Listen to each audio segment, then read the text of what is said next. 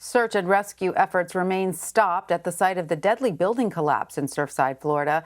Officials say they paused the work because of stability concerns about the part of the building that is still standing. Meanwhile, President Biden and the First Lady are visiting with families and first responders. Their visit comes as we hear more from people who were inside the building during the collapse.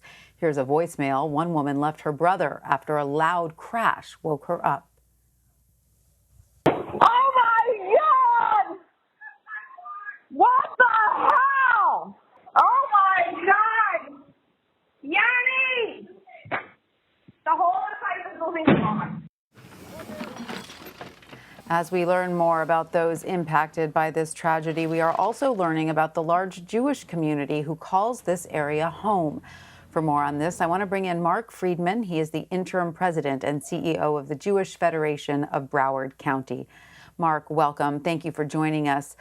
Talk to us about the Jewish community there in South Florida and how this tragedy has impacted them. Well, for those that are familiar with South Florida and those that are not, it's a very wide swath of the Jewish population, ranging from the far reaches of Dade County all the way up through Palm Beach County. Probably 750,000 Jews live in this area. It's a huge geographic area.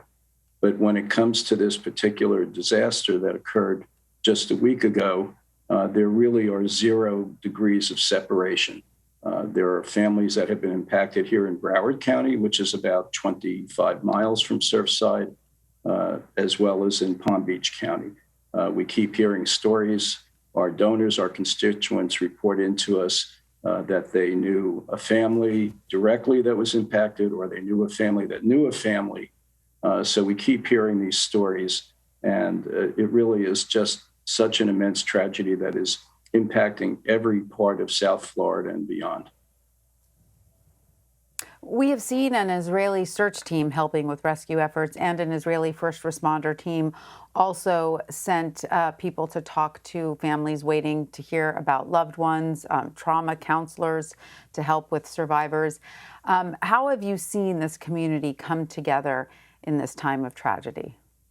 Well, of course, it's been an enormous response from the number of individuals who have responded with financial contributions to local congregations, loading up trucks and bringing them with supplies to the Surfside area to provide immediate necessities for individuals and families. And then, as you speak about the first responders, yesterday I attended a briefing by an organization called United Hatzalah, which is an Israel-based organization that came here with the members of the IDF search and rescue team. United Hatzalah brought psychotrauma counselors, 6 of them, to deal with the survivors and their impacted families.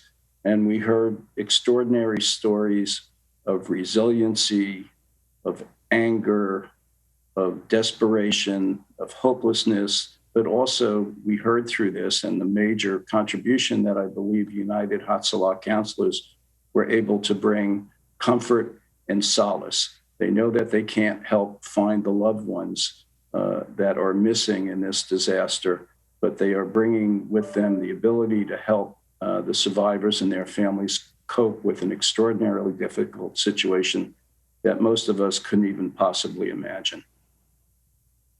Indeed, it's beyond comprehension. And what have you heard about these impacted families specifically? Is there anything that they need right away that people can do to help not just the Jewish families, but all the families who are waiting to hear on loved ones and are so affected by this tragedy? It's interesting that you asked that question, because one of the counselors said, we don't ask them what they need, because when we ask what they need, it's the one thing we can't give them. All they want is their loved ones back. And they, I think, are coming to the realization that that possibility is getting more remote all the time. So what they do instead in their counseling approach is they try several different techniques that they have found to be effective in situations like this.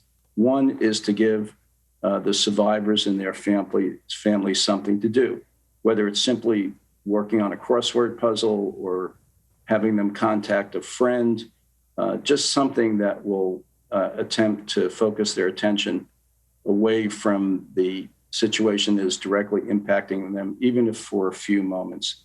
They also spend a lot of time validating their feelings. They know that there is anger and they know that there is desperation.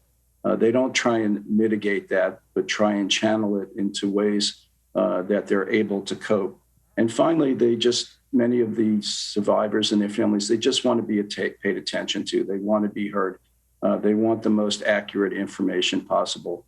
And I think that's where the Jewish community has come in with its support through the Jewish Community Services of South Florida and our own Goodman Jewish Family Services here in Broward County, providing additional therapists and additional levels of support that they desperately need at this time.